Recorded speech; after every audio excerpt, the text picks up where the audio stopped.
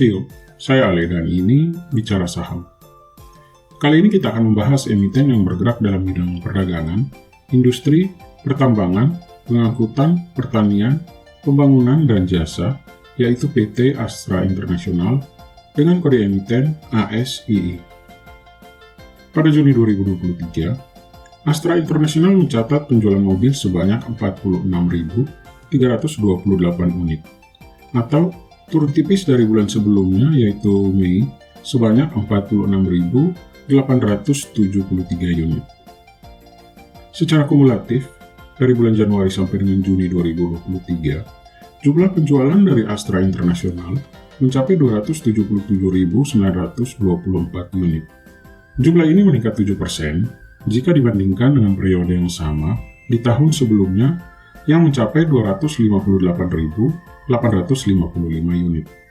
Adapun sepanjang tahun berjalan, yaitu dari bulan Januari sampai dengan Juni 2023, penjualan mobil nasional, termasuk dari Astra, menunjukkan peningkatan yang positif sebanyak 7% dibandingkan tahun sebelumnya yang berada pada nilai 475.030 unit, dengan total unit terjual adalah 505.985 unit.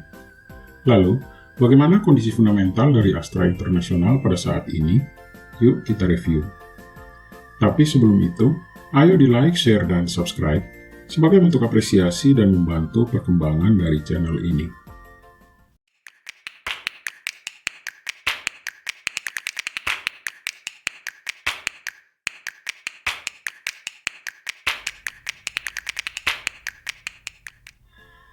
Untuk periode Juni 2023, penjualan paling besar dari jenis Toyota dan Lexus yang mencapai 25.074 unit.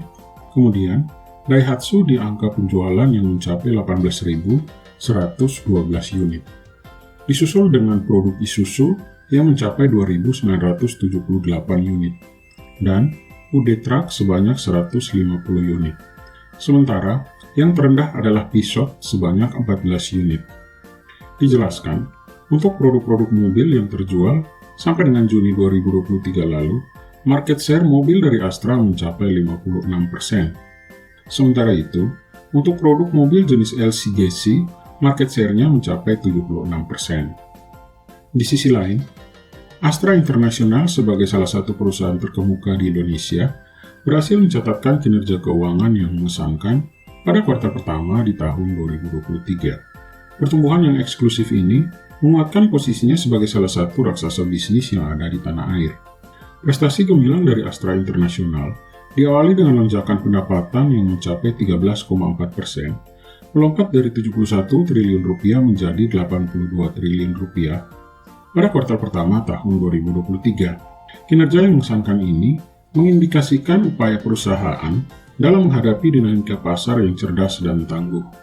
Laba bruto perusahaan juga mencatatkan kenaikan yang signifikan. Peningkatannya sebesar 1,9 triliun rupiah dari 15,7 triliun menjadi 17,7 triliun rupiah.